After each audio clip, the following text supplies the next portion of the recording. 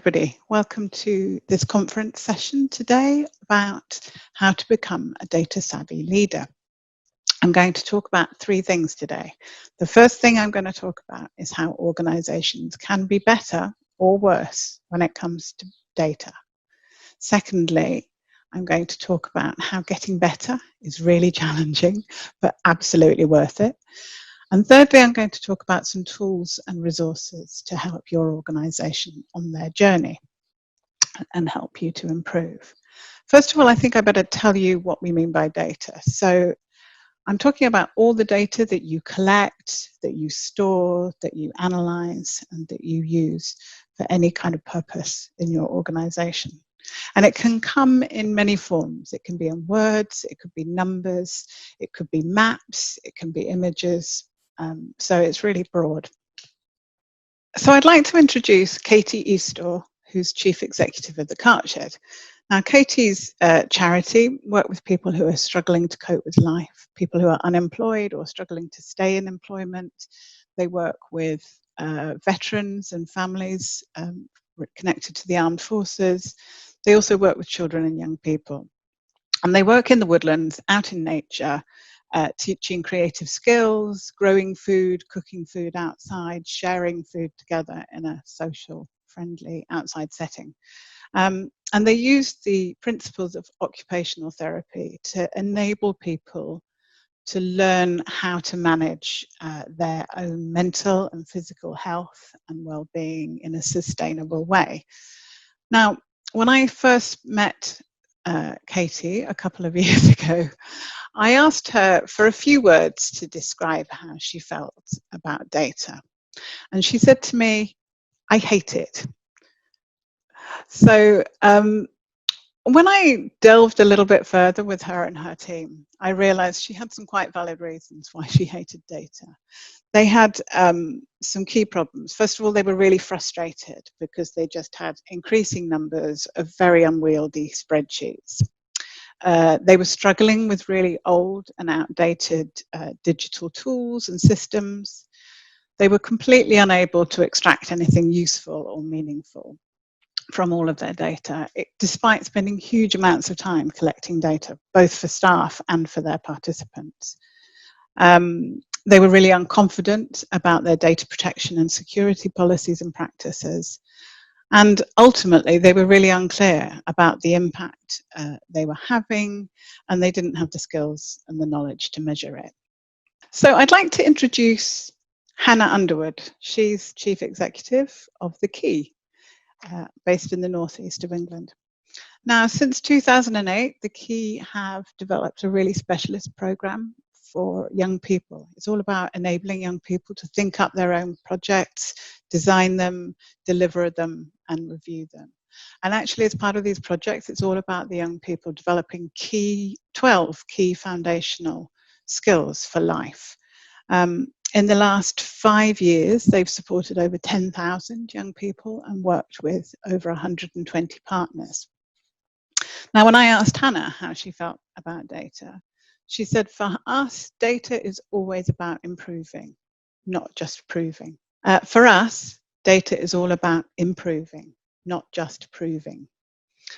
And when I explored with her more about how they use data, she said it's core to everything we do. So they use data to experiment and design their program so that they can deliver optimal outcomes for young people. So they absolutely understand what they do, what difference it makes, how long it takes for young people to achieve those outcomes. They've also used data very much around understanding and developing their reach with young people and their partnerships. And absolutely, they use it about evidencing and improving their impact. So for them, a key principle is about ensuring they get value from all of the data that they collect. Now, The Key and the Cartshed were part of some research that we conducted into data maturity, because we were really keen to understand what great looks like, what good looks like when it comes to understanding the indicators for success with data. So we've created something called the Data Maturity Framework as a simple presentation of understanding data maturity in organizations.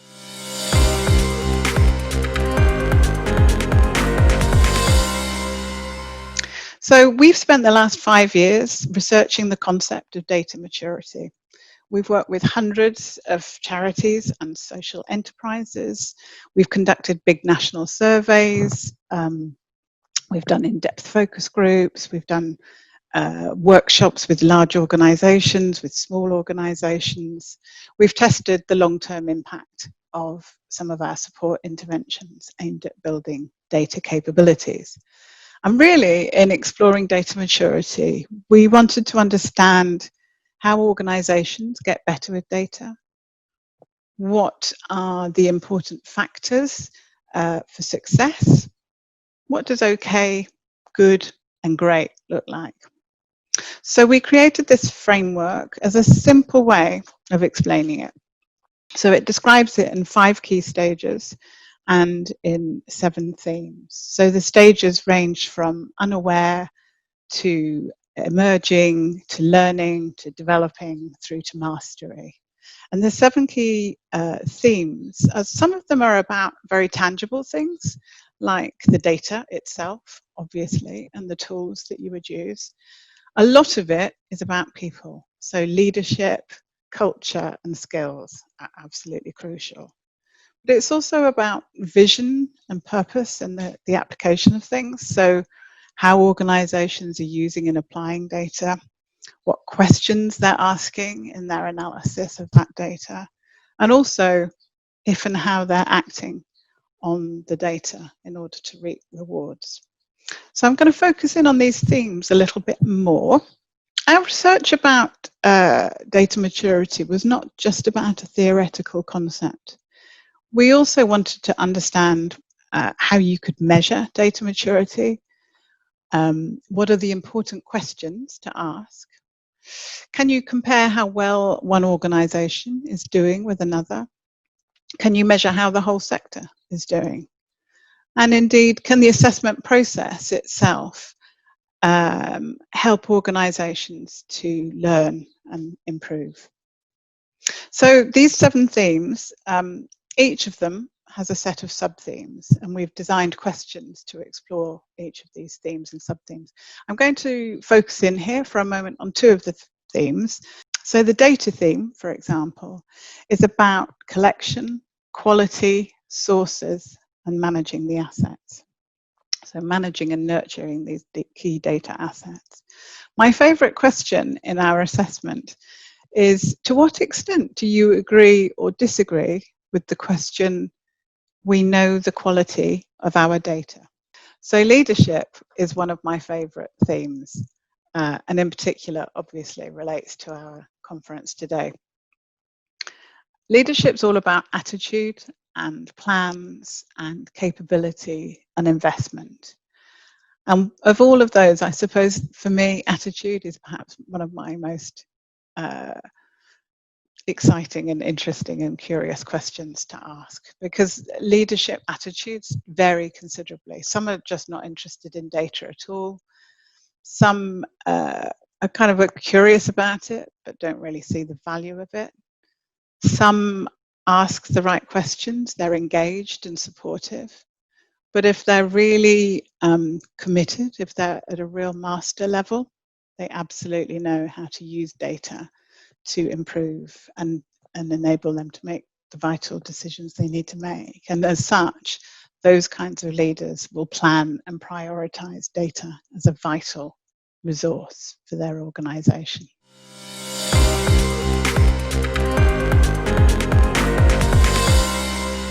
So, can you measure and compare different organizations?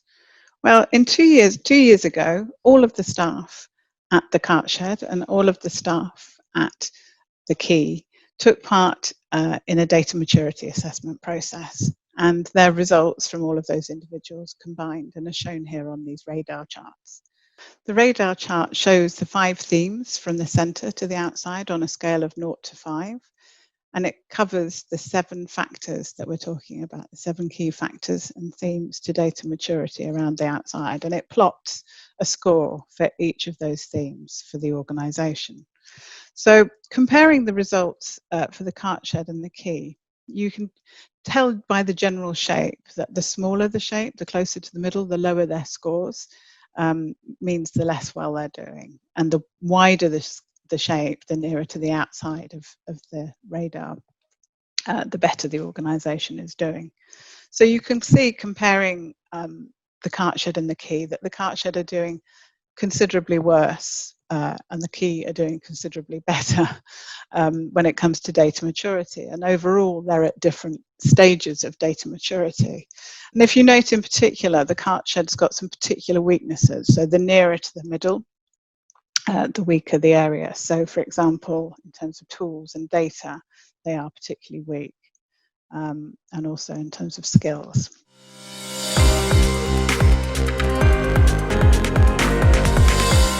So what do we know about data maturity in the sector?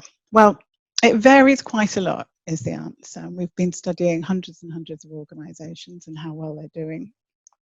Not many are at the mastery stage, that's for sure. And most are really at the early stages, emerging and learning.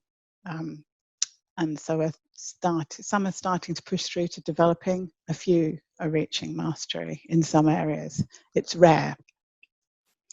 But I would also like to share some of our myth-busting results for some of the things that we explored. So for example, bigger organisations are not doing any better than smaller organisations. We found no evidence to support that. There was no evidence to support the idea that urban organisations are doing better than rural ones, nor that older organisations are doing better than younger organisations. So I think this is probably a good time to talk about some help and support that's available. Data Orchard is part of a whole network of organisations aimed at building the data capabilities of the not-for-profit sector in the UK. And increasingly, we're developing links internationally with other capacity builders in other countries, which we're really excited about. Looking forward to making more connections here in Poland. I wanted to share a few resources that are available. The first one are actually results from resources from our conference. So in 2018, we had over 45 speakers from the third sector in the UK, covering just about every topic related to data, and from all different kinds of third sector organisations. And all of the copies of the speeches and presentations are available on that conference website. We also have another conference planned in 2021, which will be led by our partners DataKind UK. The second resource relates to digital impact, and this is a programme based at Stanford University, and they have a centre called the Centre for Philanthropy and Civil Society. They've got a huge and growing list of resources and toolkits, including our own, which is this third thing that I want to talk to you about now.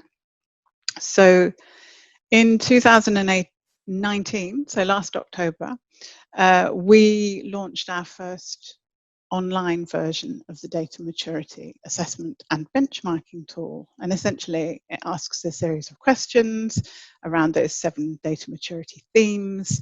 It takes around 20 minutes, although there is a quick taster version that's only 5 minutes.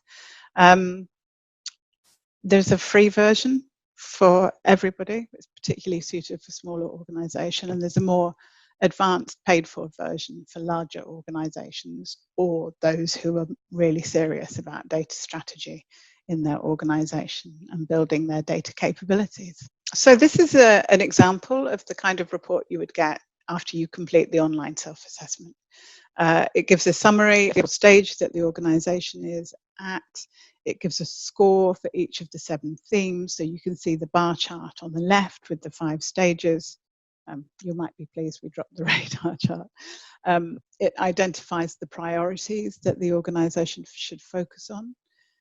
It also has benchmarking in it. So the dotted line shows the average median in the sector. And if you hover over this benchmarking word, it will tell you how many respondents that benchmark is based on. And for each of those 7 themes, you can drill into more detail and get more detailed reports for the 7 themes. So some people ask us who should take the assessment. Now, I will say that data means different things to different people, and nobody knows everything there is to know about data in an organization. So it really means that typically the answers to these questions are in many people's heads, and indeed they may or may not all agree on the response necessarily. So to get the best out of the tool, it's actually best that multiple people take the assessment, ideally everybody. And the free version, as I said, is ideal if you're a small organization and you can get 5 or 6 people around the assessment to take it together, that's great. For the more sophisticated version enables you to have individual reports and a whole organization report. But at the very least, I would say it's really important to get somebody in a leadership position and the person whose job is most related to data.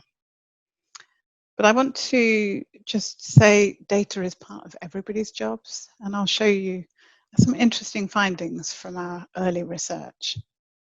What we know from our research is that most charities don't have a dedicated person in charge of data. It's true that in some of the very large super charities, they have entire departments who are dealing with data. So they may have a team of 10 or 12 people who are looking at data. But actually, those super charities are quite rare. And in fact, whilst other data roles are starting to come into place, so quite often perhaps in an impact role or a data manager role, sometimes there are now data strategists in organizations. And that's really exciting for us because it is about them supporting them to build the capacity within the organizations they work.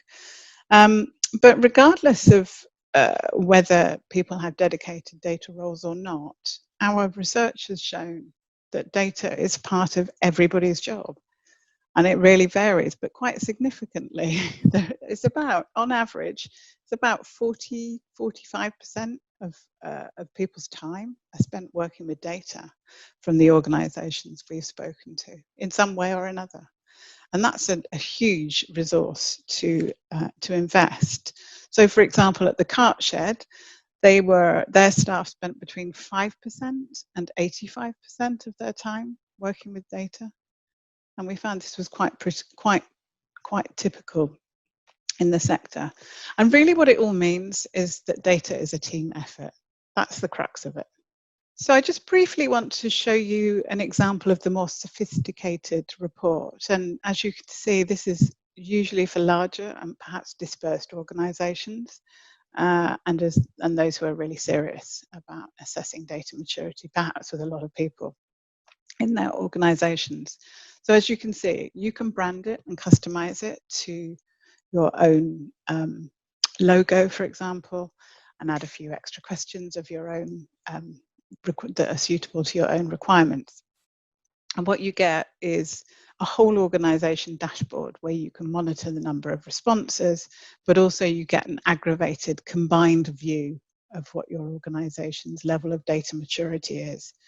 And we're also working now on an agency version. So for organizations like us who support other charities and non-profits, we're hoping to make our tool available for them to use with their clients. Anyway, I just want to kind of round off by revisiting our 2 charities and our 2 leaders. So let's revisit the cart shed. Following their initial data maturity assessment, in 2018, they embarked on a journey to improve with their data, and they focused on their 3 priorities, which at the time were data, tools, and skills. So in terms of their data, they really put work into understanding and putting their emphasis on getting the right data. They focused on developing their theory of change, of trying to understand how they engaged with people, what activities they did, what outcomes they delivered, and what ultimate impact that delivered for their beneficiaries. And they also worked around their processes and data, streamlining it, getting rid of stuff that wasn't necessary, and improving how they collected data. The second area was around skills and knowledge. And they engaged the whole organisation. They had their staff, they had their volunteers, they had their trustees, all working, and they had a lot of very tough discussions and a lot of dialogue, but it also involved a lot of learning. And they learned new tools, new concepts. People took on new job responsibilities, which had never been there before. They adopted new policies around their IT, around confidentiality and data protection. And in terms of their tools, it was a complete digital transformation. So everything from buying new computers, new software, virus protection and security, migrating 30,000 files to the cloud, getting external support, improving their broadband, and they adopted also a CRM system and started to work on that. And as you can see from the slide in the bottom right corner, we've been monitoring their progress each year since that start, 2018. So it's now been 2 years subsequently that we've been following their progress. They made a huge stride forward in their progress in the first year. And that has continued, though less strongly in the second year. But there has been a real overall shift. They've improved in all areas. They've shifted from a learning stage to a developing stage in many areas. And as an organisation, they've improved their services. They know how to target their beneficiaries. They know who they can serve and can't serve well. They've transformed their team's understanding about impact and the data that they need to collect and analyse to understand and measure it. Katie, the CEO who said she hates data, has shifted considerably in terms of her confidence, and she's able to talk now to commissioners and grant makers in very different ways using her theory of change. She talks to other providers around data sharing and can absolutely speak with authority about data protection. And she's also joined one of the UK's leading. Now, you might be wondering about Hannah Underwood and what the key did next. So I think the key about data maturity is you never stop improving and you never stop investing. Since 2018, the key have used data in all kinds of ways, but in particular, they've used it around understanding and extending their reach. So that's both in terms of new thematic markets, new geographic markets. They've used data to map other areas with similar profiles and populations to the ones they serve. They've also used data to understand and improve their impact. So they're looking at externally validated measures of resilience and growth mindset for young people. They've got a much richer understanding of the progression, outcomes and the demographics of the young people. And when I spoke to Hannah a couple of months ago for an update, she told me they had recently developed a proposal based on, as you can imagine, lots of data, to scale up and roll out their programme nationally. So they invited a group of 8 funders to collectively fund this endeavour. And so far, all of those have signed up. They've committed £1.2 million and agreed a single way of reporting to all 8 of those funders. So that's absolutely fantastic. I would like to say that Hannah Underwood is perhaps one of the most inspirational leaders of a small charity, and I really recommend you watch her TED Talk, and the link to that is available on the bottom of this slide. So just to finish off, I hope this presentation has shown how organisations can be better or worse when it comes to data. It can be challenging and time-consuming and scary, and you are definitely going to have to invest time and resources and money into making things better. But it is worth it because it's empowering. So for Katie at the Cart Shed, the benefits and rewards her organisation have seen are a better design and delivery of services and products. They've got far more knowledgeable and purposeful and focused staff and volunteers. They've got much greater efficiency in their tools and the fruitful use of their staff's time. And there's better planning and decision making based on evidence. For Hannah at the Key, the kinds of rewards they've experienced are, first of all, better credibility and influence. They've got much stronger partnerships and networks. It's definitely influenced their income generation. And they've really been able to achieve tremendous outcomes for young people and greater impact overall. So just reviewing tools and resources available to your organisation. Do feel free to get in contact with us at Data Orchard. These are my contact details on this slide. My top tip really to finish with is to use our free data maturity assessment and benchmarking tool, and use that to start thinking about and talking about data in your organisation. Thank you.